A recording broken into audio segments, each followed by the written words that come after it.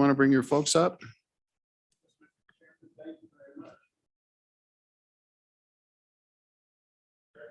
And I suppose, I don't know if you have to stand or not, but this is you have to be sworn. Okay. That's only, we have the ability to swear witnesses at any time, but this is one where our tradition, we actually swear. So for everyone listening, this is the confirmation hearing for Brenda Henson to the position of Director of the Wyoming Department of Revenue, and she's been appointed by Governor Mark Gordon. So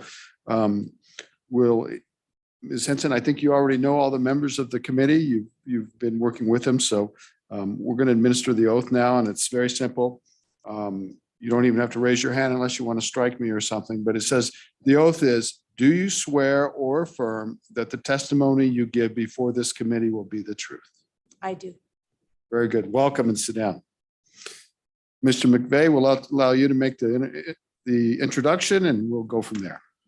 Thank you, Mr. Chairman. Members of the committee, I'm Buck McVeigh, and I'm Chief of Staff for Governor Mark Gordon. And I'm deeply honored to be here today for the confirmation hearing for Director Brenda Henson. Just to give you a little background, how we got to this point. Probably the last year and a half been kind of a challenging time for us, a challenging time for everybody, obviously with COVID, and we had some particular challenges in the Department of Revenue, which led us to make some changes. I guess, for lack of other words, I was blessed to have an option to go to, like Brenda. And it truly, I believe it was divine intervention, because I didn't realize that Brenda had gotten married and had changed her name from what I knew her as before. And so all my contact information I had for was invalid. And so I thought, oh, she must have moved. And we did interview another person, and we had some options that we thought we were in good hands one way or the other for the Department of Revenue. However, one morning, I actually got a text message from Brenda. And like I said, it had to be divine intervention, because otherwise I wouldn't have found her. And one thing led to another, and here we are. For the benefit of the committee that may not know Brenda's past, I've known this young lady most of my life, and it's been an honor to have worked with her professionally for most of my career when I was in state government.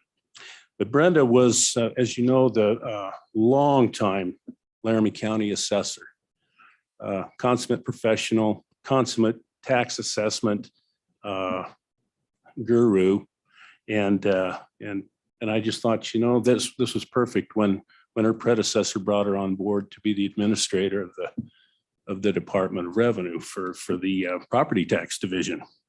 I also had the distinct honor of working with Brenda on the board of directors at Meridian Trust Federal Credit Union for, I believe it was like 14 years. And we had a lot of fun and did a lot of good things for the credit union. But I'll cut it short to say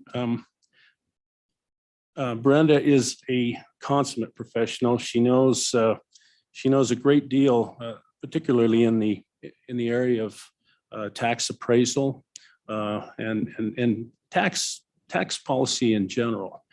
But she's a student. She's a student of the game. She came in saying, really talking about not what she knew, but how much she needed to get to know. And I think in the time she's been here, it's been proven that she's really jumped in with both feet, and she's on her game. So with that, Mr. Chairman, I'll take any questions that you have. Anything for Mr. McVeigh? Thank you, Mr. McVeigh. It's Thank you. a pleasure, and give our best to His Excellency. Thank you. So, Ms. Henson, welcome. We'd let you make an opening statement, or however you'd like to. Certainly, Mr. Chairman, members of the committee. It's a very humbling experience to be sitting here next to Chief McVeigh, and also to have the support of the governor of the state of Wyoming. When you get that phone call that that's the conversation that you're going to go in and have, it's a little bit surreal, quite honestly. My profession in taxation, started back with the reappraisal. Didn't really know about taxation at all, but somebody took a chance and hired me. Ruth Clemens was the assessor back in the 80s, and she, visited with me and gave me the opportunity. And a few years later, gave me the opportunity to be chief deputy. And the next thing you know, I'm running for political office. I had no idea what that involved. Of course, all of you do. And you can't write a book about it because nobody would believe everything you have to do when you run for public office. And I ran in a time that didn't have social media. So I understand it was totally different.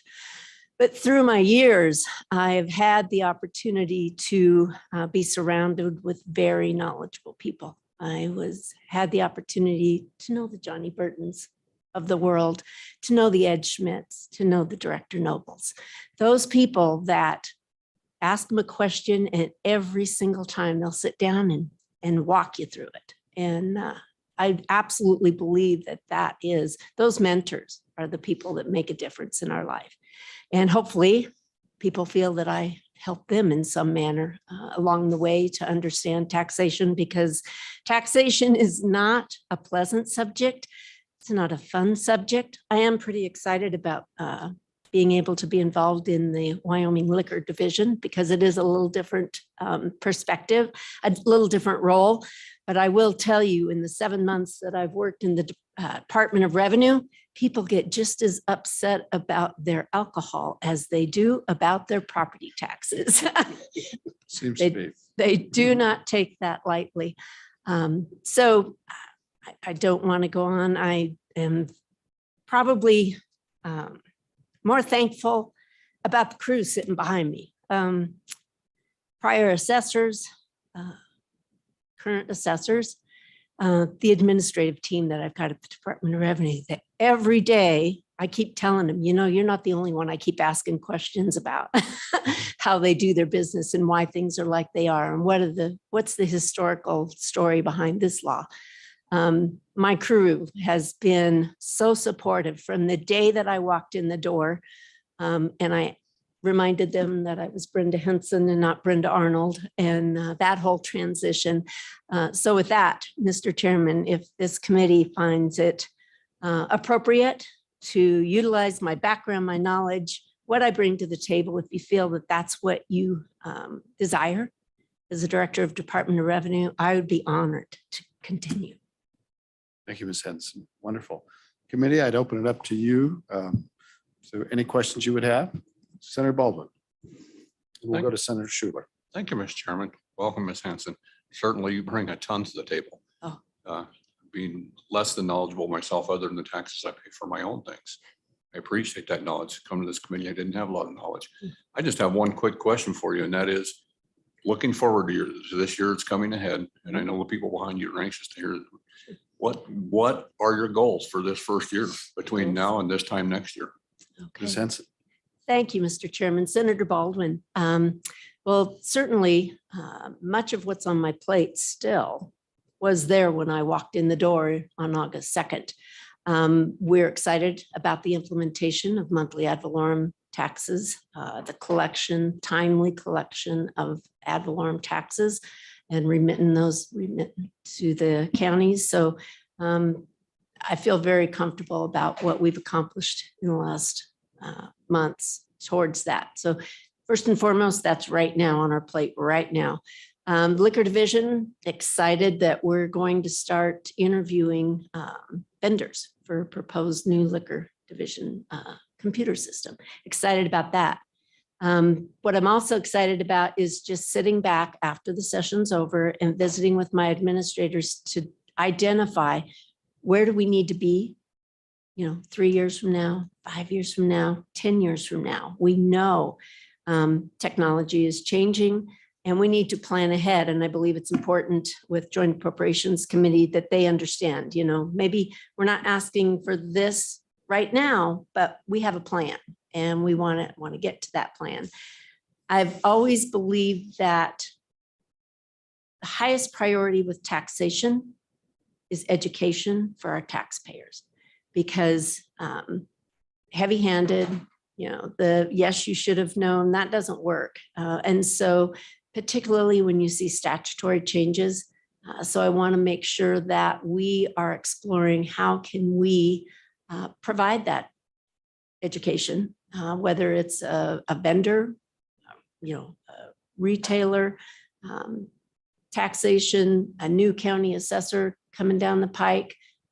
How can we make sure that that knowledge that we have to share at the Department of Revenue trickles down to all those new people that are in the same place that I was in the 1980s.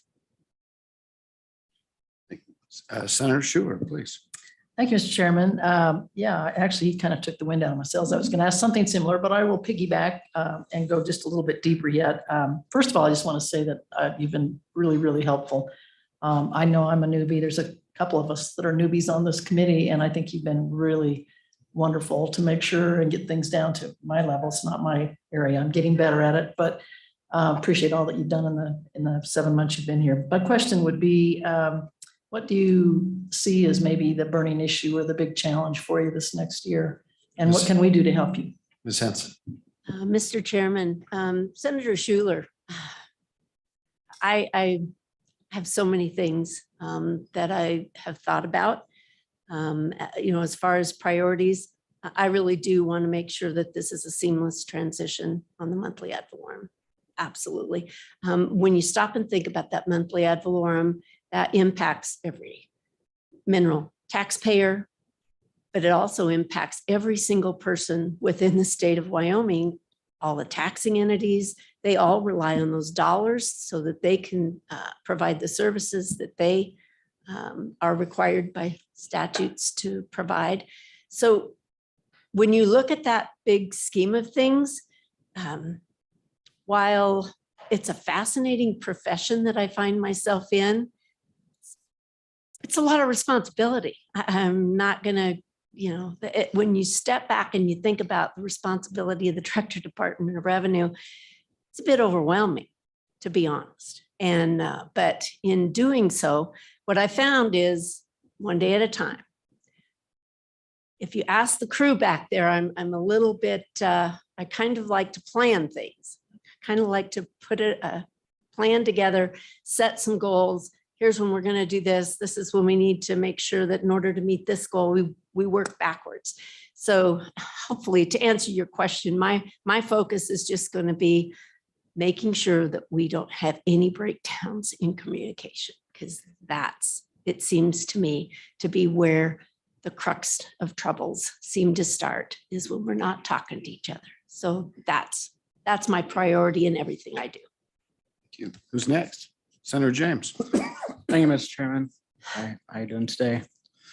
So I was just curious on what your future plans are for your department budget, and if you plan on trying to keep it at the same or hopefully lessen your budget, so that way we're ensuring that the people's money is being used the most efficient way possible.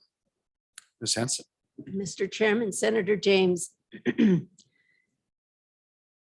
I want to make sure that our statutory duties are completed. So I will tell you that I'm not going to ask for additional personnel until it's proven that we need them. As you know, we have not asked for additional people for the mineral tax division, but the proof's going to be in the pudding. We're going to have to get together and see what happens in the next few months. The governor's office, with their support, and the JAC within our budget, we're taking some AWAC positions within the liquor division, moving those to full-time employees. That is going to be a huge benefit for us as far as planning in the long haul. I do believe that technology is where we absorb the majority of our increased workload. We've seen that in the excise tax division when we went to the third-party retailers and all of the additional, the number of vendors that we've got to provide services for and educate. But it's through the technology and cross-training staff that we've been able to keep up thus far. I prefer to stay with the number of employees that we've got right now. Training takes time and retention is important. And I'm really fortunate that I've got several longtime employees at the Department of Revenue. But what we've got is this group of longtime employees, and then we've got this group of newbies. There's not a lot of people there in the middle. So it's that strategic planning on how do we address that. But if you talk to my staff, whether it's at the county or at the state, I watch money a lot. And so the only thing that I have to say is my predecessor, Director Noble, was excellent about walking around with a tablet and all of his information was right there. I'm a paper person. I have to write things down. I have to take notes. That's how I remember things. So I did wear out the printer that he had in the office in my first 6 months. So I got one on order. But other than that, you'll find that if we can save a dime, we're going to save a dime. But I appreciate the question and your focus. Senator Pappas. Thank you, Mr. Chairman. Well, Senator Schuler kind of asked the question I was going to ask. What was your biggest challenge? What do you thought your biggest challenge was going to be? And I was happy to hear it wasn't the Joint Revenue Committee. So that's all I asked. Thank you very much.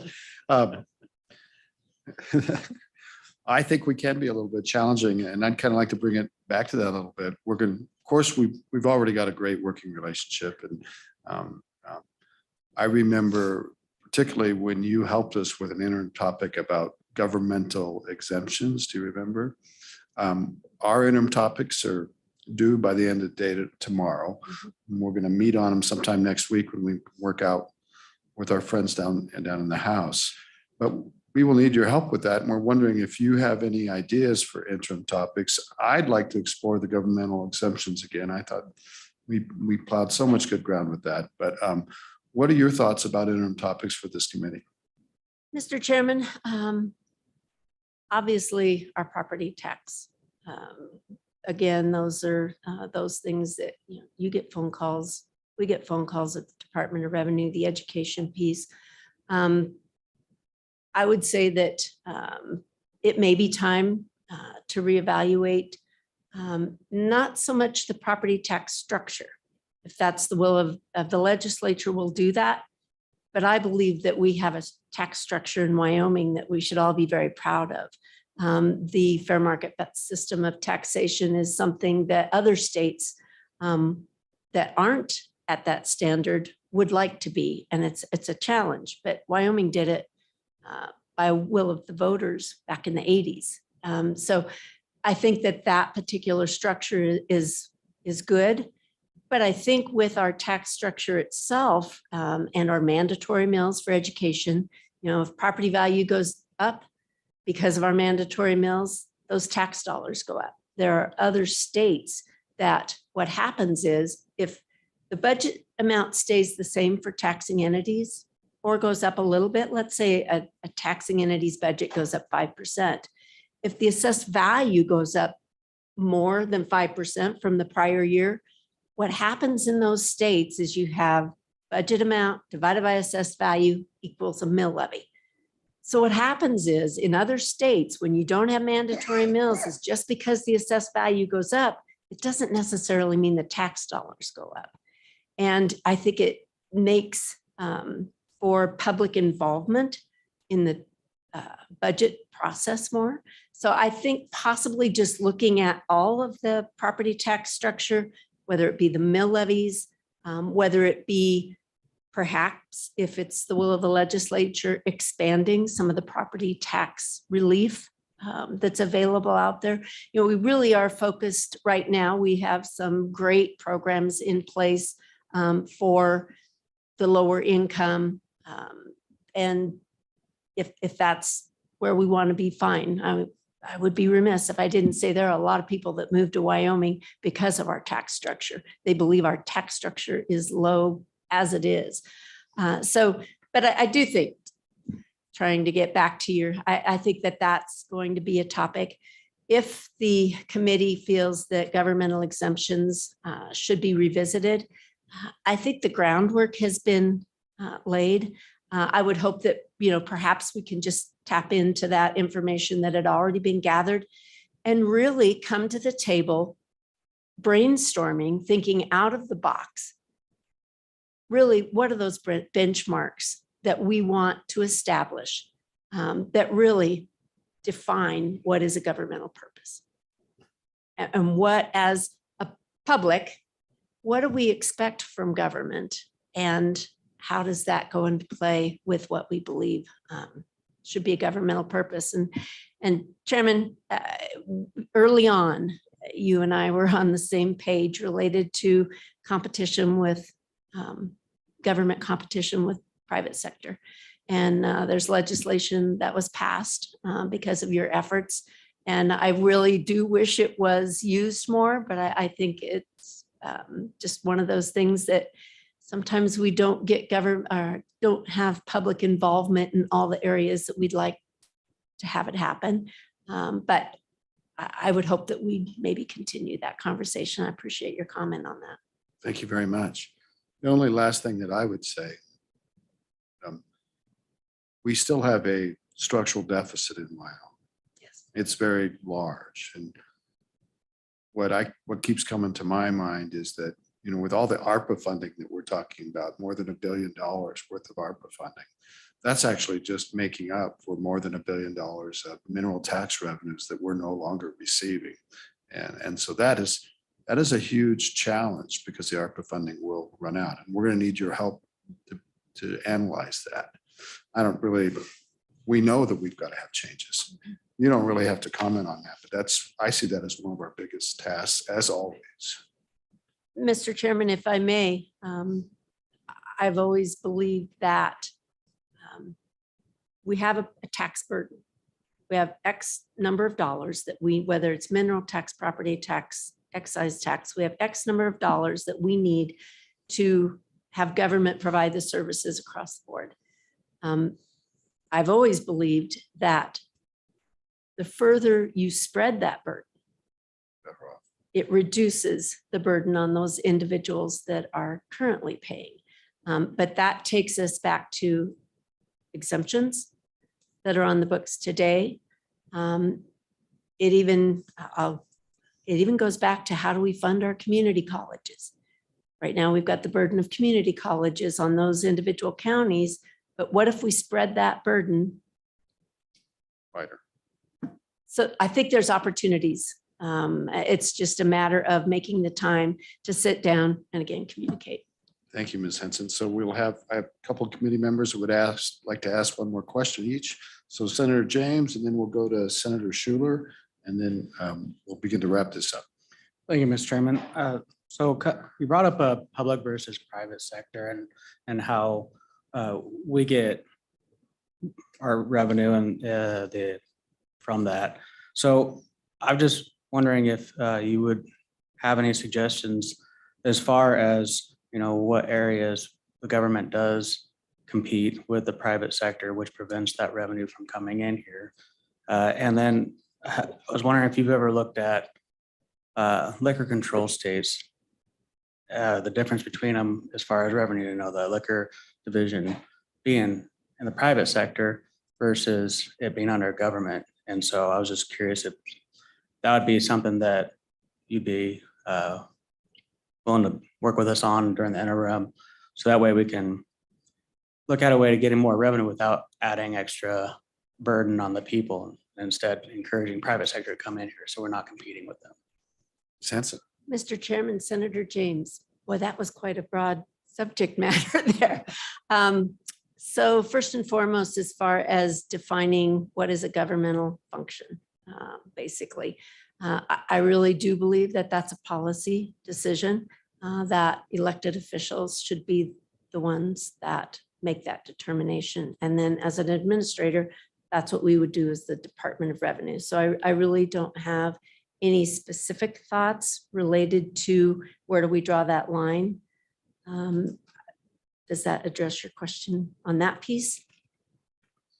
Mr. Chairman, it was just more of a, would you be, willing to assist us in gathering that information along with our resources as well? So that way we have those accurate numbers to ensure that the people's money is being spent appropriately and efficiently. Absolutely. Mr. Chairman, Senator James, we're going to dust off the governmental exemptions presentation that I compiled several years ago. In that presentation, it has some questions that we need to answer as policymakers. And so we'll go there. Turning to your question, Senator, related to the liquor division and control states. One control state does not necessarily look exactly like another control state. When you look at the control states, several of those states also run the retail stores. We have a unique structure here in Wyoming in that I believe that the reason for it originally, it's that fairness thing. When a bottle of alcohol comes in the state of Wyoming to the liquor division warehouse, we pay X amount of dollars for that. We charge every retailer in the state X. There isn't one retailer that gets a different price from the next retailer. So I think it levels somewhat that playing field. And while there are opportunities to improve the Wyoming liquor division and the warehouse and how we basically run that business out there, which it absolutely is, I think that the government's role, alcohol is not the same as other commodities. I absolutely believe that. So I think that there are good things and there's bad things perhaps within our current statutes. What's great about it, I'm new to the liquor division and learning those things. So believe me, I am asking a lot of questions to those other control states, and I'm asking questions of states that aren't control states. What would they do different if they had the opportunity? So I am in discovery mode every day. Thank you. Thank you very much. Senator Schuler. Thank you, Mr. Chairman. Just the last question. You mentioned how important it is to educate the public, and I think that's a really important thing. And I was thinking last year when we passed the change with monthly ad valorem, there was really some confusion between our county folks, school district people, and even the legislators with, the intent of this. I'm just wondering, what can we do to make it a more concerted effort, maybe between the counties and the state, with getting out the public the information we need to on some of these changes? Ms. Hanson. Absolutely. Mr. Chairman, Senator Schuler, we've already, the first steps as far as specific, the monthly ad valorem, the cooperative manner in which the County Commissioners Association, Petroleum Association of Wyoming, county treasurers, assessors, everyone that's involved in the administration of that. I really feel it was really that communication. I'm really proud of where we're at. I'm proud that PAW asked me to present a webinar that they sponsored along with the Coal Association. So I think everyone's on the same playing field, with that. I think that for customer service and education, I believe that the public today doesn't want to pick up the phone. They don't want to call us. They don't want to have that personal conversation that I may be much more comfortable having. But I believe our websites, state of Wyoming and our websites, that is our customer service portal at this point. People from other states, whether it's somebody who just bought something and got charged 6% sales tax when they knew it was supposed to be 5%. They don't want to call somebody to ask that question. They want to get on the internet and they want to get those answers. So I think that we have definite opportunity, specifically with the Department of Revenue. We've updated our website a little bit, but there's opportunity there for additional changes. But if there's a possibility, the one thing about Wyoming, we are a small state. We're 23 counties, 99 municipalities. And what we do well is sit down at the table and figure out how can we be on the same page and sharing the same information. So I still think there's opportunity there for us to continue to work to expand that. Thank you very much. So I know that you brought your staff, and I know that other folks would like to support your nomination. Your nomination is on very firm ground. So we are on a very tight schedule, you guys. We're going back in at 1:30, and I have two bills, and then most of the sponsors are glaring at me right now. But Ms. Henson, would you please introduce your staff that has accompanied you over here? Love to. I would love that too. We know many of them, but we don't know everybody. Well, through COVID, I'll tell you what, we give our HR folks a run for their money. I'd like to introduce Pam Glick. She's been with the agency, and I believe helped 22 years, 5 or 6 directors. And perhaps I ask more questions, but she's very understanding and continues to help me on a daily basis. Thank you and Mr. welcome. Montoya, boy, Governor helped me out there. Thank you for bringing Tom Montoya back to the liquor division 2 weeks before I showed up, because he hit the ground running. Mr. Montoya has over 30 years of experience with the liquor division, and you know what he has? The respect of his crew, and they look to him and they're very proud of what they do out there. I'm proud of him as well. Thank you, Tom. Welcome. Craig Granvik, Mineral Tax Division. Nope, he's been running around. He has Phoenix Fridays. He has that schedule. I told him last week, you are a failure at Phoenix Friday. Because he has been there every step of the way, trying to ensure that we have not missed anything with the implementation of monthly ad valorem. So again, numerous decades of experience in mineral taxation, and I depend on him a lot. Thank you. We're Welcome. going down the line here. Terry Lucero, Excise Tax Division. Yes, I'm still asking questions about exactly why is it sales tax and why is it use tax? So if y'all ask her those questions, I'm right there with you. Ms. Lucero has been with the agency 30 years as well. And she is one of those individuals that started here, worked her way up. Had a great mentor, Kim Levitt over here, that's been a know compadre of Kim. mine for years. But she does an excellent job, and I really appreciate her efforts. Christy Urick, the lady with the money.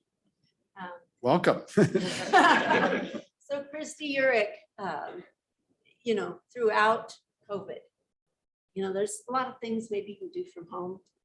You can't collect the money and deposit the money and make sure that the money that is due the state of Wyoming is collected and followed up on, and those checks that perhaps don't clear. Christy Urick every day, make sure that bank deposits are made, that we balance, that communication is happening, whether it's Wolves, auditors, treasurer's office. Boy, I'll tell you what, all of us in the agency really depend on her. Well, she's not retiring. You don't have She to is go on and not, on. absolutely. And with that, then there's Brian Judkins. Brian Judkins came to the agency as an appraiser when I was the property tax administrator. Great find. He was in the Fremont County Assessor's Office. We convinced him to move to Cheyenne along with his lovely bride and daughter. And he stepped up after I left the property tax division to retire. He stepped up, and he has been such a benefit. As you know, we have unique situations in every county of our state. Fremont County has some unique situations and challenges that Brian brought a lot of knowledge and background to. So with that, thank you all. Thank you and welcome to your staff. Thank you very much. We look forward to working with you. I know there might be some folks that want to make a statement. If you just want to stand in place and say, I know Mr. Guild, we're okay with this nomination, aren't we? And all right. I think we'll close the testimony and we appreciate everybody being here. We have a motion on this. You do, Mr. Chairman. I move that we forward the name of Brenda Henson to the position of Director of the Wyoming Department of Revenue to the full Senate for confirmation. Okay, everybody agree? Let's have a roll call on that motion. Senator Baldwin, Aye. Senator James, Aye. Senator Pappas, Aye. Senator Schuler, Aye. Chairman Case, Aye, with pleasure. 5 ayes. Thank you very much for coming. Thank you, Mr. McVeigh. Convey our greetings to His Excellency. And absolutely, it's a pleasure. All right, we'll get to work. That was not work, that was pleasure. We have a bill up, monthly ad valorem tax revisions enforcement, House Bill 89. Got some fine House members here on a kind of a greenish bill. Who's going to start us off? Representative Greer, Thank you, Mr. Chairman Greer. Committee. What I'm going to do is go ahead and I'll just turn this over to Representative Crago. Okay. He's been working this issue and I'll be here to help clarify or whatever's necessary, which probably won't be necessary. Thank you very much. Representative Craig, welcome. Thank you, Mr. Chairman, committee members. So House Bill 89 is really what it is a complementary piece of legislation, sort of a follow-up to what we've been working on the last couple years in this neck of the woods, so to speak. Really, we've done a lot of work in liens, but we really didn't do a whole lot of work in enforcement. And so this kind of bridges that gap. It's really what the purpose of the bill is. Quite simply, that is the purpose of the bill. Because there's a difference between having a lien and being able to enforce the lien. And enforcing liens gets very expensive. It's very cumbersome. It takes time, it takes litigation. And so what this bill does is it really transfers some authority to the Oil and Gas Commission that upon notice, and I'll walk through the bill here in a second, but upon notice from our Department of Revenue that a producer is behind on their taxes, whether it be severance or ad valorem, that the Oil and Gas Commission, after notice and hearing, can essentially temporarily seal and shut in the wells. It's not a permanent thing. I think you might hear some testimony from the supervisor at some point here later, but that's essentially what it does. And so if we just walk through the bill very quickly, the meat of the bill is on the top of page 2. And it talks about the time period, which is there's a 120-day notice requirement. Essentially, so once a producer is 120 days delinquent, then the department would write a letter to the Oil and Gas Commission saying, hey, you're delinquent. At that point, then a notice would go out from the commission.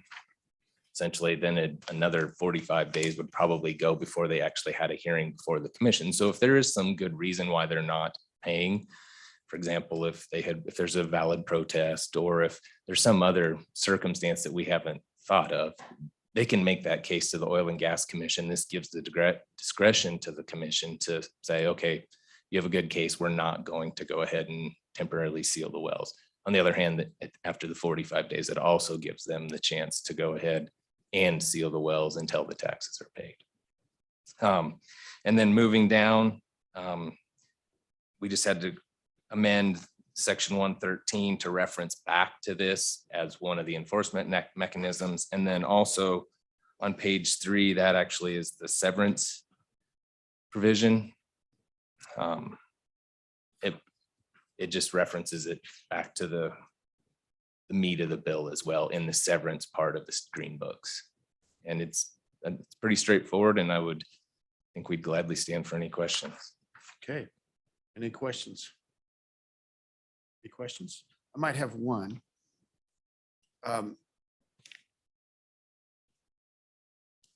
My thinking is that, of course, we're transitioning to monthly ad valorem, And that is significant, but of course, taxes are still due and taxes can still be delinquent. Doesn't this bill kind of stand alone without the transition to monthly ad valorem, or it seems to me that it does, so help me with that. Thank you, Mr. Chairman. Yes, it does. It's a standalone bill. With a great title. Yes. But it really, we really thought of it as just one final piece in that puzzle. I see. And so that's hence the title. It's just a follow-up to that. But yes, it would stand alone without that. But as we convert to monthly, it's not going It's to more matter. timely for certain. That's right. Yeah. Yes, sir. Excellent. Anybody else? Do you wish to add anything, Representative Given? Mr. Chairman, I will just quickly, one of the concerns in the Minerals Committee that was coming out was about, making sure we have production continue and you don't Right. shut in a well that could damper production.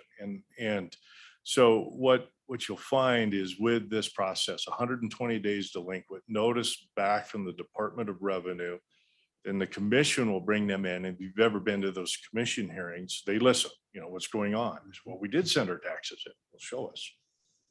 Right. They didn't come in. We're going to give you 30 days or 45 days or whatever to pay these taxes. And then what they'll do is that's where you'll have this body is they can go out and seal the well. That is, it might be just turn off electricity, put a seal on there, so you're violating the law if you break it. Might be a well that really don't want to shut down and they'll find a solution for it with that expertise. And so it's a really good solution. I'll just say this, I'm trying to go quickly because I know we're all busy. There are companies, and very, very few, but who aren't paying ad valorem or severance tax, but they're paying their conservation tax. Why are they paying their conservation tax? Does that matter? Because the commission has this power. Yeah. So that just a little add-on, Excellent. Mr. Chairman and committee. Any questions?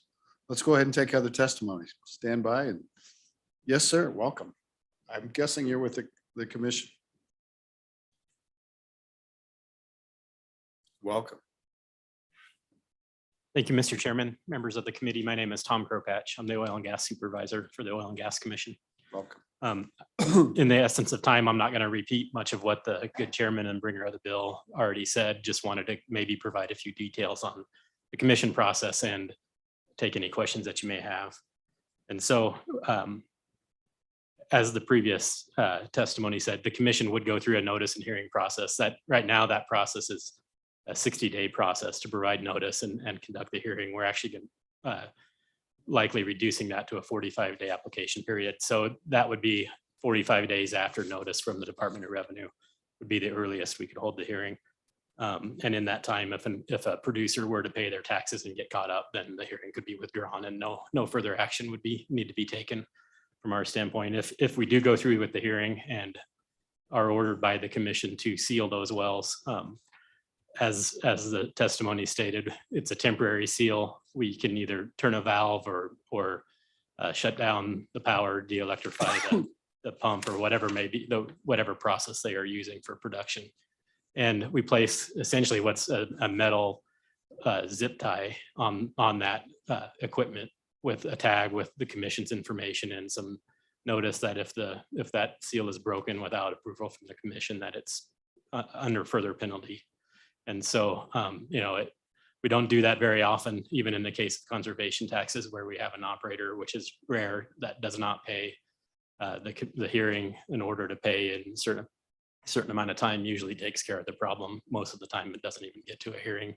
So what we see is it's a deterrence. The commission process is further deterrence from an operator continuing production and not having to pay the taxes that are due. Okay. And I think with that, Mr. Chairman, I think I would just say, again, it's rare that we have this issue come up with conservation tax. And I think, again, it'd be rare in this scenario as well, once the program was implemented. So we don't have any issues with the bill or anything like that. We would just stand for questions. Okay. Any questions? Thank you Thank you. so much. Appreciate it. Who else would like to address us about the bill? Johnson County. Always kind of suspicious when this happens. Good afternoon, Mr. Chairman, members of the committee. My name is Bill Novotny, Johnson County Commissioner. And first, to share the position of the Wyoming County Commissioners Association, which I'm sure you've seen on our bill sheet. It's a strong support for this bill. We believe this is critical. When you look at the experience that my county has had with a particular operator that not only operated in our county, but also Campbell and Sheridan County, and has since been able to acquire additional properties throughout the state. The taxpayer just chose not to pay. We went through every remedy that we could, including filing foreclosure actions in our local district court. As we were doing these things, this company became behind in its severance tax to the state. And I went to the Oil and Gas and Conservation Commission and asked them for help to deal with this taxpayer. Basically, could they shut them down, force them to stop producing? They said, potentially they could, but they'd have to do an emergency rule. And they recommend that we go talk to the governor about this. And so I did. And the governor's preference is that we see a legislative fix, which is what you see before you today. And what we would like to see is if it's good enough for the state, then it should also be good enough for your county, your local school district, your hospital district, your fire district, because that's whose money is not being collected without this. And I think what is good is that the commission has some latitude as they're making those decisions and can take appropriate steps so that we don't adversely impact the oil and gas industry, because we realize how critical they are. They're the jobs within my community. And so this particular company in my county that wasn't producing got behind in their severance to the state. Suddenly they had a hearing. They walked in and with a $5 million check and we're back operating. And so again, this is a good bill. We've worked hard to engage the oil and gas and the other mineral industries in finding a solution that works. And we believe this is that bill. So I would stand for any questions that you have. Okay, questions for Commissioner Novotny? Senator Schuler. Thank you, Mr. Chairman. I had thought about asking this question earlier, but maybe you can tell me a little bit just with your history. It appears to me that maybe before we made the changes with the monthly ad valorem, that there were more issues with people getting behind and having those issues. Do you think the change to the monthly will help in that respect? Better give the right answer here. Mr. Chairman, Senator Schuler, I do, because under the old system, you were working 18 months in arrears before we knew there was even a problem in payment. Under the new system, essentially within 3 months of the mineral being produced, we will know if they're going to pay their taxes or not. So I really, it was a long process to get there. This is the monthly ad valorem payment is something that the old revenue chairman, Chairman Madden for my county advocated, but could never get the lift done. And I think it's critical that we get this process fully implemented. There's another bill that has some little technical fixes and some other things, but I think it's going to be great. Anything else for Commissioner Novotny? Thank you, Commissioner Novotny. Commissioner Bell, welcome. Good to see you. Thank you, Matt. Thank you, Mr. Chairman, members of the committee. Rusty Bell, Campbell County Commissioner. Don't have a lot more to say other than that, just to echo what my colleague here said, and that the vast majority, almost all of our producers are great partners, pay their taxes, create jobs, do all those things. There's definitely was some gamesmanship being played by this company, and it is what it is now. This is a great fix. The monthly ad valorem that we've worked very hard for the last 6 years to fix, with a lot of partnership with PAW and WMA and the treasurers, and all the things you heard earlier is all true. A lot of work by those folks, from a push from people that actually don't do the work. And so, but it needed to be done. And so we appreciate all of that. I would stand for any questions. Questions? Commissioner Bell? Thank you, Commissioner Bell. Thank you. All right, who else would like to address us on this bill? Welcome, Mr. Obermiller.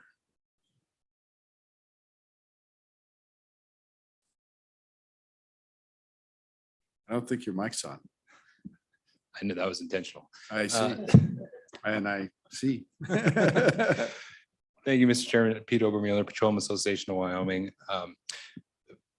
Mr. Chairman, the bill as introduced, we opposed. The bill as amended by the House, we support. They made the correct changes to make this work and palatable. But really, PW's official position on these issues is we may disagree and fight a lot about tax rates and how it's collected and all that kind of stuff. Once that is done and the tax is the tax. Our official position is pay your taxes.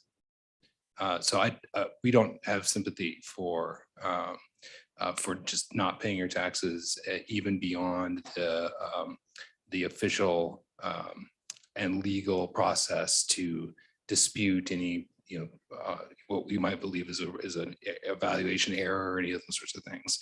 So the bill as it's set up, that it gives a little bit of time and then goes to the commission is, first of all, it won't matter to 99% of my members because the payer taxes will never see it. If there is some sort of extenuating circumstance that's strange, that they feel like they need to have a day where they can explain what happened. I don't know if this committee's ever witnessed a show cause hearing at the commission. I would invite you to do so. They are, it's a tough but fair body that wants to help companies succeed, but also follow the rules, and they will clamp down if you're not, and they will be fair if there's a way forward. So that process we're comfortable with, and regret that the bill has to be before you at all, but in its current form, we support it. Okay. Questions for Mr. Obermiller? I think we're good, Mr. Obermiller. Thank you, Mr. Chairman. Ms. Anderson?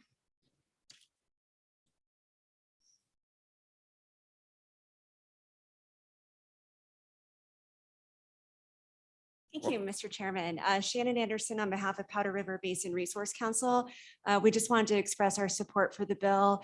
There's one little situation that you might not be aware of, and that is if a company is often behind in taxes, they're also often behind in payments to landowners, surface use and damage payments, mineral royalty payments.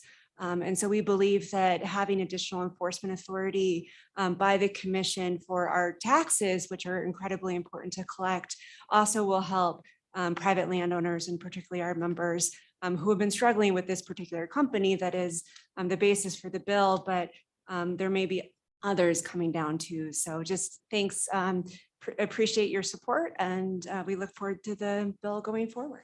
All right. Questions for Ms. Anderson? Thank you very much.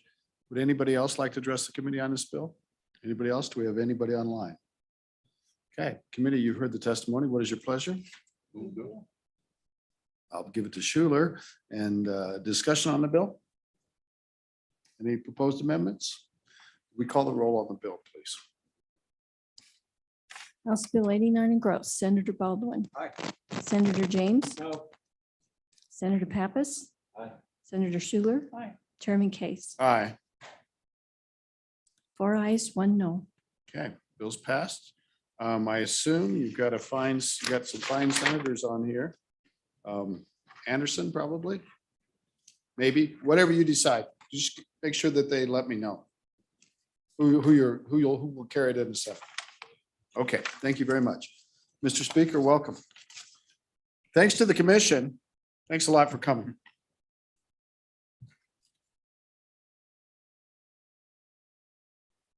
Welcome, Mr. Speaker. We go back in at 1:30.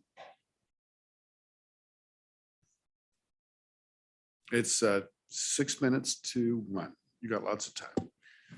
Thank you, Mr. Chairman, members of the committee. Great to see you today. You want me to just dive into the bill, explanation of the bill, Mr. Chairman? What's your pleasure? It's your pleasure. All right. So if I could, I have actually a handout I'd like to distribute. Absolutely.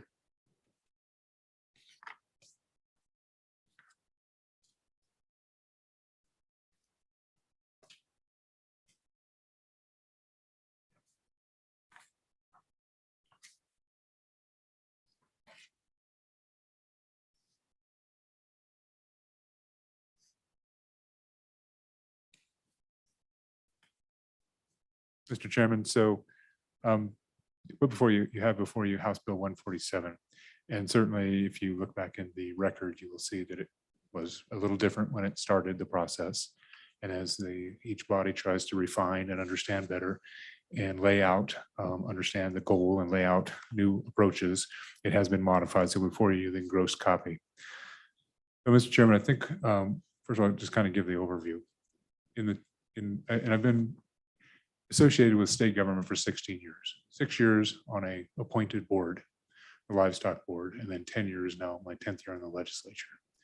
And through that time, I've seen the cycle, our revenue cycle, 3 times. Now, you just, you guys, you know why those are. You're the revenue committee, because we're so dependent on natural resources. Oil, coal, and gas being the principal drivers of those, both on the, as you were talking about, ad valorem severance tax, but also ad valorem severance, but on federal mineral royalties and other things. So it comes from all different directions. As you also know, we've in the early 70s, this state said we gotta get some long-term value out of it. So we have a permanent Wyoming Mineral Trust Fund, which we put 1.5% of those severance dollars into. And now this year, approximately 27% of our general fund budget is from that money, those earnings. So that was one of the ways we created with my forefathers and legislative created stability in our volatile revenue scenario. Now I listened to part of the confirmation discussions with the revenue chief. You guys spoke about that. You talked about those things. So this is not.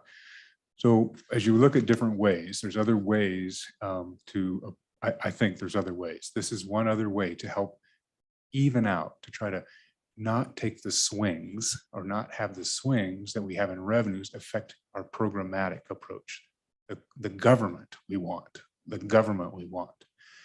And so this is another, I would just say, suggestion or policy approach that might help in this. I think we've done a good job of saving money, using those earnings, using that income to help level that out when things aren't as good. There's another step, and this is, I think, part of that step. And this is closer to us. This is right in our purview. So during the budgeting process and in our revenue forecasting process. So this bill kind of lays out the live within your means. But what does that actually mean? Does that mean living paycheck to paycheck? Or does that mean actually living one paycheck ahead? One paycheck ahead. Ideally, we're on a biennial budget, we'd have 2 paychecks ahead. But 2 paychecks ahead means you got to have a lot of cash on hand to make that transition. It would basically mean we need $2.8 billion of general fund on June 30th of this year to start the new biennium, because that's approximately our general fund obligation in the House Bill, Senate File 1. We're not have that much. We have a lot. We have cash on hand, LISRA, budget reserve accounts. We don't have that much. But the numbers and working with our LSO staff, our fiscal staff, there's confidence without any spectacular improvements or changes that we could have that 1 year's worth of funds by the beginning of our next fiscal year, or the second next fiscal year. So the middle of this next biennium. So what do? We budget and we pay on forecast revenue. We say we're going to spend it and we hope we get it. And if we don't get it, what do? We go to our reserve accounts and we start cutting the budgets. Think about where we were in the early parts of the COVID pandemic. Craig report came in May, unscheduled Craig report came in, negative $40 oil. That is catastrophic to a profile. Catastrophic to a state who relies on energy. So what does the executive do? He's obligated to start cutting. So we cut programs following that revenue projected curve. And then what do? Things improve a little bit. We start restoring. And then things improve a little bit more. We start restoring more. That's what we're doing in this current budget. And we're not doing just because we have one-time federal funds. We're doing it because revenues have come back. $100 oil right now. Spot prices on coal, 1970s probably standards. So what this proposal tries to lay out is how do we just actually flatten that out so that we're not have programmatic chasing with revenues. The big 5 in the state of Wyoming for general funds are the Department of Health, no question, University of Wyoming, community colleges, Department of Corrections, cities, towns, and counties. Billion, over $2 billion, right at $2 billion out of that 700 or 270. So, and that's on an annual. So this is a place that I think we can quit chasing our tails a little bit and go to a more not projected cash on hand basis. We have the money in the bank when we start paying the bills. And instead of the money coming in and out of the same pocket, we're paying our bills with a full pocket and we're receiving our income in the other pocket. Right now, as you know, the state auditor has authority to borrow, to cash flow us out of all of our reserve accounts. Maybe not all, I shouldn't go that far, but certainly out of an LSRA and I think our budget reserve account, because we got to pay the bills. We're paying the bills based on revenue we haven't received yet because of the timing of distributions, and they're all different. Schools are different than et cetera. Okay, I said schools, but I want to make sure that this is not a K-12 issue. This is a general fund side of the ledger. All right, so Mr. Chairman, that's probably enough introduction.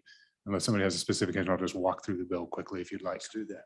Okay, so Mr. Chairman, one of the big changes that happened in the House side, and this was your co-chair on the House side, Representative Harshman, Chairman Harshman said, hey, let's not get ahead of ourselves. Let's just do this annually. And let's actually go to budgeting annually.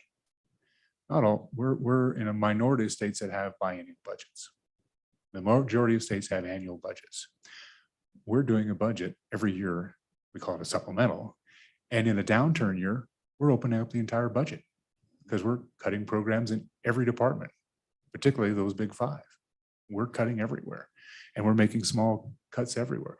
What the previous governor did is what the previous governor did before that did too. When things go down, you open up the whole thing and you got to pull back spending. You got to pull back spending because the revenue isn't there. So probably the fundamental change in the House was saying, you know what, we're going to do this on 1 year at a time for two practical reasons. One is because we can get that much cash laid in practically. And two, it gives the legislature actually, I think, greater oversight of our budget. Because we wait and we get reversions 2 years later, or 2.5, we're already in the next budget cycle. So I think this actually, and this, I leave it to the chairman of revenue to talk about that part, but I think it actually gives our appropriators a more intimate understanding of the budget. And I think it gives the entire body a better understanding, and we can adjust more precisely, surgically, instead of following these big jumps of revenue. So the first part would be, and this is existing statute. As you know, our state budget, how it's done by our executive, how it's proposed by our executive, and how we do it is in Title IX. So on page 2, instead of 2 years, we're going to an annual, a fiscal year, a fiscal period. And this is all how it would be done, under the current system.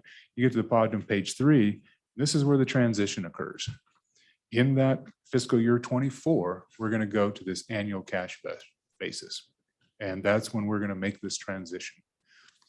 So that's why you see the current law repealed in 23, the development of the budget. We're going to transition to this point. So how are we going to do it? Flip over to page 4. And you'll see this new Romanet 7, page 4, lines 10 through 20. And so here we are.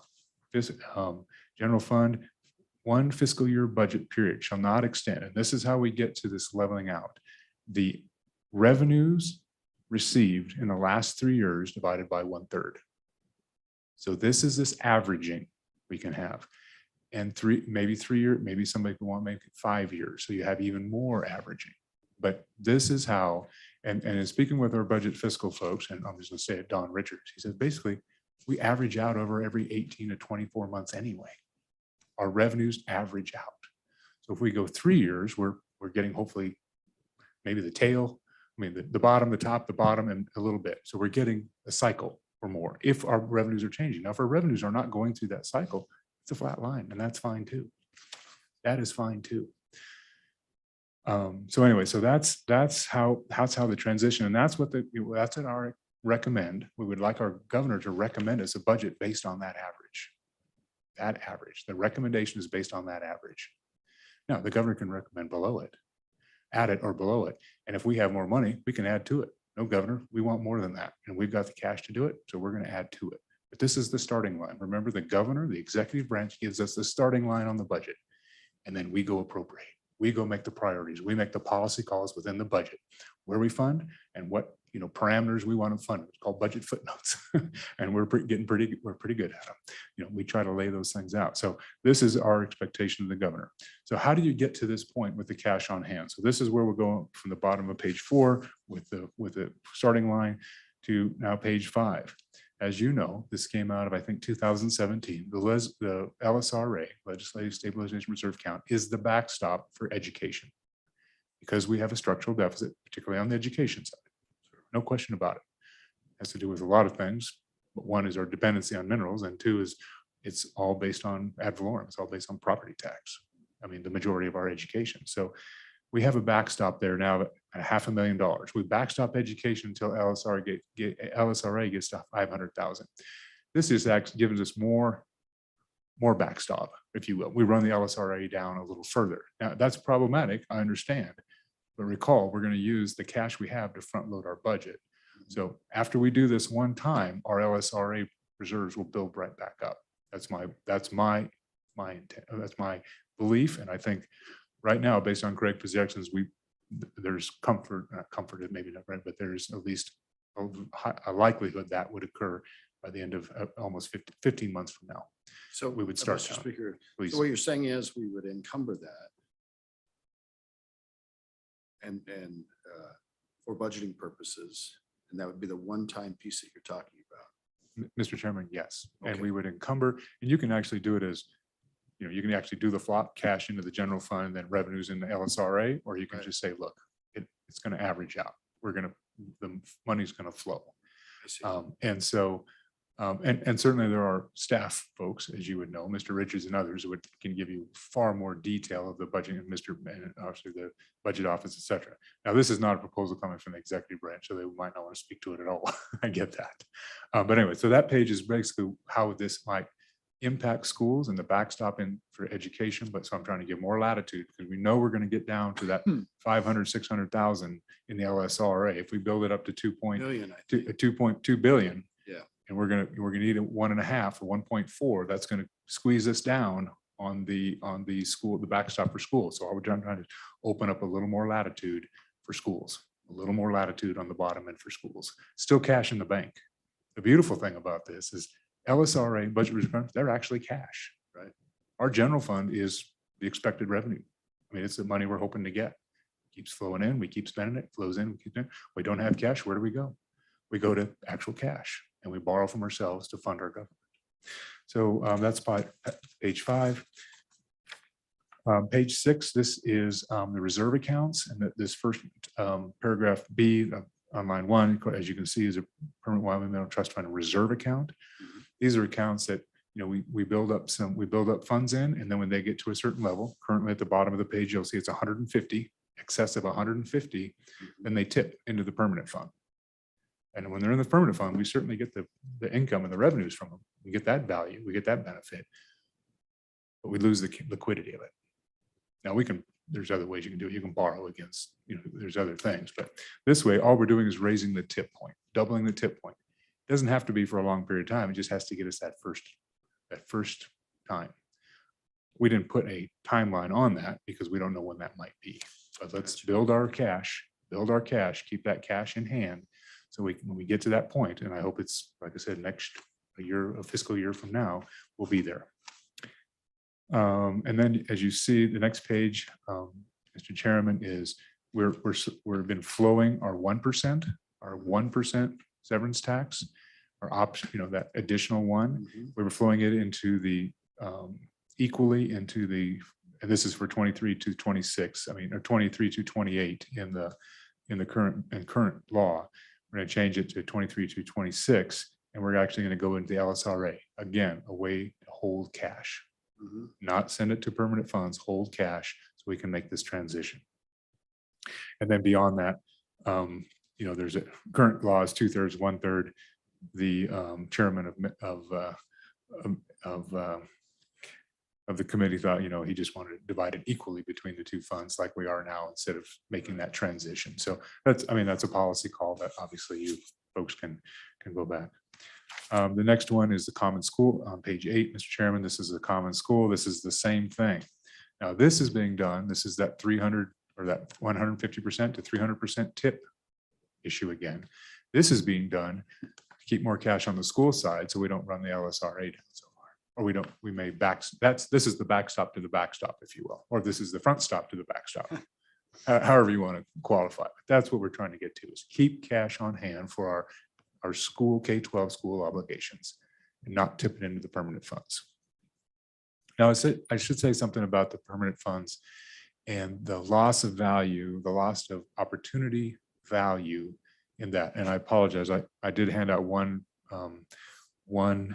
document, but I had a second one and I just didn't even think about it. I used it on the House side, but the opportunity cost for this dollars not going into the permanent funds and, staying in a funds, i.e. general, the reserve accounts and the LISRA, which we invest at a different levels of investment.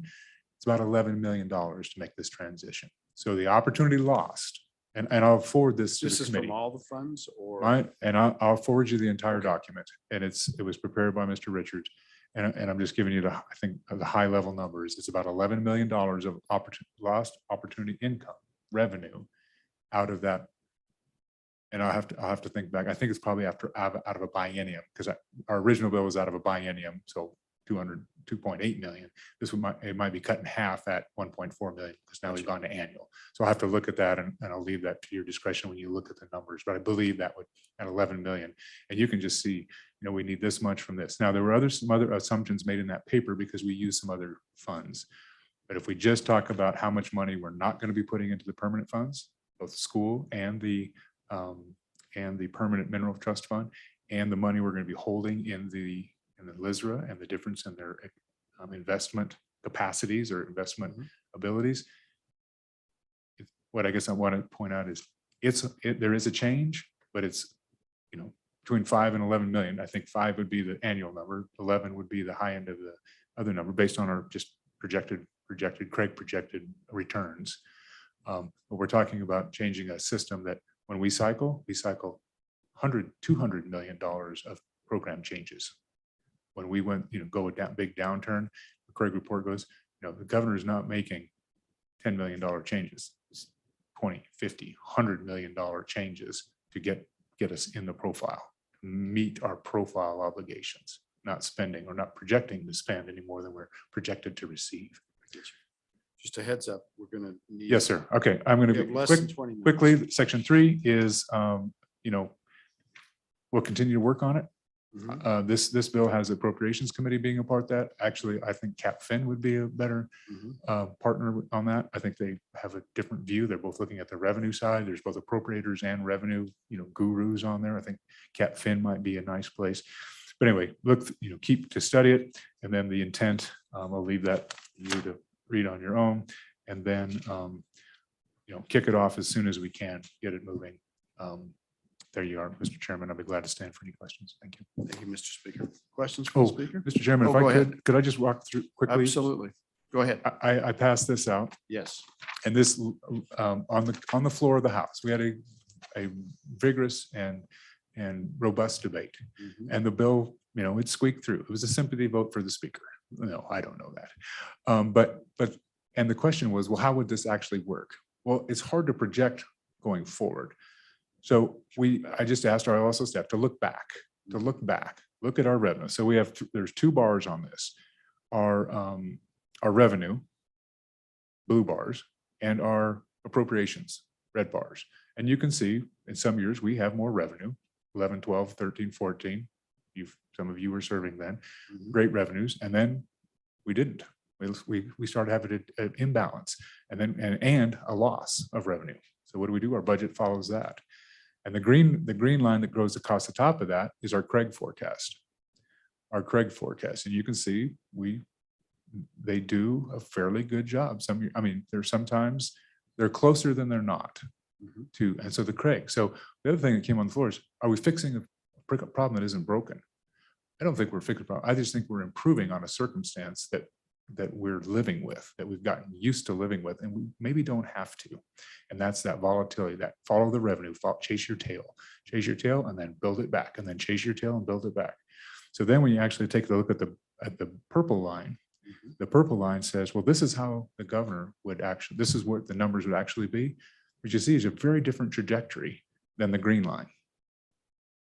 It's less Now, rocky for sure. It's less rocky, and that is the point. And the point between, and the top and the nadir of the nadir may not be the right, is $1 billion between the top of the green and the bottom of the green. And actually it's over $1 billion if you go down to fiscal year 21, 22. It's $1 billion. And you look at the purple line, there's it's less than a half a billion. So that's the kind of stability I think. And why is this important? Well, I think it's important for two things. Live within your means, but it's also the programmatic things, the changes we make.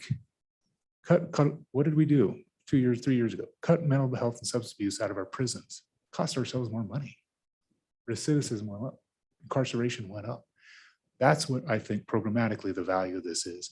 We can actually, now do we have to budget the way the governor wants it done? No, but he has a basis and then we can adjust it based on cash. Thank you, Mr. Chairman. Thank you, Mr. Speaker. Questions, Senator James? Thank you, Mr. Chairman, Mr. Speaker. So I love this idea. I've actually thought about it a couple of times and had drafts made and everything, and also found out that the Philippines currently do this. I actually sent everyone an email as well as yourself, Mr. Speaker. But I'm just curious if you happen to come across any way that this could go bad or not go as expected. Thank you. All right, Mr. Speaker. Mr. Chairman, I think the opportunities for challenges are no different than we have in the current system. Revenues fail catastrophically. Expenses are, too high for whatever reason, et cetera. But in this case, I think we see it coming before we're in the wreck. This is the camera. This is how we see what's coming. We know where we are. We know how we're going to get to here to there because we already have it. And we're adjusting based on not what's between here and there. We're adjusting on the other side of that. That's the difference between where we are now. I did not know the Philippines was doing this. I know there's people that, what other state does this? I said, none, and who cares? We're in a very different place. We have a different revenue circumstance in our state, much more volatile. That's why we're able to do revenue replacement with the ARPA funds. With the ARPA funds, because we have that. I think there's only 6 other states that have that opportunity because COVID affected us so much and our revenue so much that we had that opportunity, $500 million plus opportunity. Why? Because we have that volatility. Sure. We understand it. And we embrace it, but there's other things we can do to manage it, Mr. Chairman. Okay. Anybody else? Questions? Senator Schuler. Thank you, Mr. Chairman. Yeah, I actually was going to ask the same question to Senator James, but instead of that, I'll ask another one. I see the upside of this, and I'm just kind of wondering what would be the impacts to our investment portfolio with this situation, with the scenarios that you've mentioned. Mr. Chairman, that is what I will, I'll send you a document that'll talk about the biennial. I'm pretty sure it's a biennial number of just opportunity lost, just investment opportunity loss. You mentioned 11 million. 11 million. In my head, that's the high number for all the accounts and everything that assumptions. Now, some of those things got taken out of this bill in the transfer. So I can only say that's what it was on the introduced bill. Gotcha. But even then, if we're trying to get to that 2-year number, if that was a 2-year number and we're just cutting it to now an annual, you'd be cutting that in half. But I'll have that. I will send you that document as soon as I get back to the floor. Okay, great. We've got about 10 minutes. So, Mr. Speaker, maybe if anybody else would like to address the committee, would anybody else like to, you may not have to run, but anybody else want to address the committee? Okay. So is there anybody online? So there's nobody online. Nobody's addressing here. So I think there's interest. Committee, just a little discussion and we can move this bill. Okay, we got a motion by Senator Pappas. Discussion. I'm interested in hearing this discussion on the floor. I'm just looking at the characters in the House. I'm looking at the House votes. And I will say that I'm suspecting that Appropriations Committee didn't really embrace this. But you have a Senate Appropriations sponsor on this. I noticed that. So Go Mr. ahead. Chairman, well, I have the former chairman of the Appropriations and Representative Harshman. Yep. And was a 10-year appropriator. Yep. And his interest is for the annual part of it. Right. Because he's believed that for a long time. He's believed that for a long time. So we're basically marrying two different things.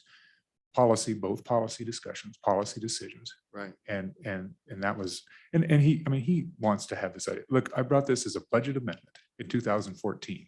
He was the chairman of appropriations at that time, and he beat me down. Of course he did. Yeah. He beat me down. Well, now I'm the, no, I'm just kidding. But it's grown on him. And it's actually, and I think this would be telling, and I'd invite you as if you're so inclined to visit with Mr. Richards. Right. Visit with Mr. Richards. The one, is it practical? And can it make a difference? And what does it do? And Mr. Richards will have half as much work on his plate because we will not be so dependent on the Craig. Oh, we got the co-chairman of Craig in the back of the room. Yeah, well, and he may feel differently. The executive branch may feel differently about what they're being asked to do. But as far as the budgeting process, but who's also doing that co-chair is also part of is the budget director too. I get that. Right. But that's, I think that there is, the other folks, it was a different coalition. And I don't think anybody was against it conceptually. Some people wanted to study it more. That was the discussion. Sure. They weren't against it. They want, let's study this for 2 or 4 years. Mr. Chairman, I know I'm taking more of your time and there's a motion on the floor. We're at a unique place. Our general fund obligations are lower than they've been in 10 or 12 years. I know. We've cut the budget and we have a different revenue picture than we would have dreamed of 18 months ago. We have an infusion of federal funds that we can revenue replace with, and we have mineral prices and valuations of land and everything that's up. We're in a unique spot. Once again, we could do it. In 2014, we could have done it for a biennium. I lost that. I lost it then.